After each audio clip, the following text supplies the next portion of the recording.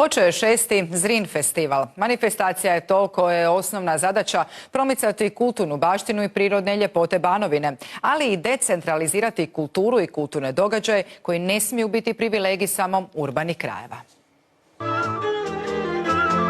Ostaci stare gotičke crkve Svete Marije Magdalene u Zrinu organizatorima i glazbenicima poslužili su kao savršena kulisa da publiku podsjete na važan dio povijesne i kulturne baštine. Kojim promoviramo kulturnu baštinu sisačkog kraja, ali puno šire od sisačkog kraja, kulturnu baštinu Hrvatskog Pounja, Banovine, cijele Sisačke biskupije, odnosno kulturnu baštinu Zrinskih kojim ovaj kraj obiluje.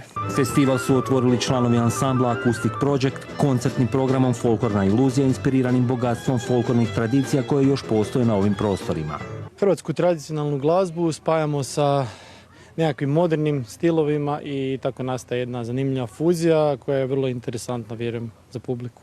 Do 14. lipnja festival će publici ponuditi 10 koncertnih programa na autentičnim lokacijama. 2. lipnja smo u Gorama na koncertu u Župnoj crkvi Uznesenja Blažene Djevice Marije, Laura Vađon, violina i Pavao Mašić čembalo. U subotu 6. lipnja smo u Gornjem Viduševcu sa ansamblom Antifonusom.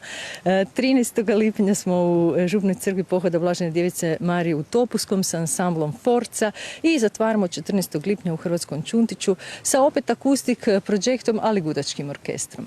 Uz Zrin festival ovog vikenda u Petrinji s bogatim programom počinje i 14. orguljaški festival Ars Organis Iscije.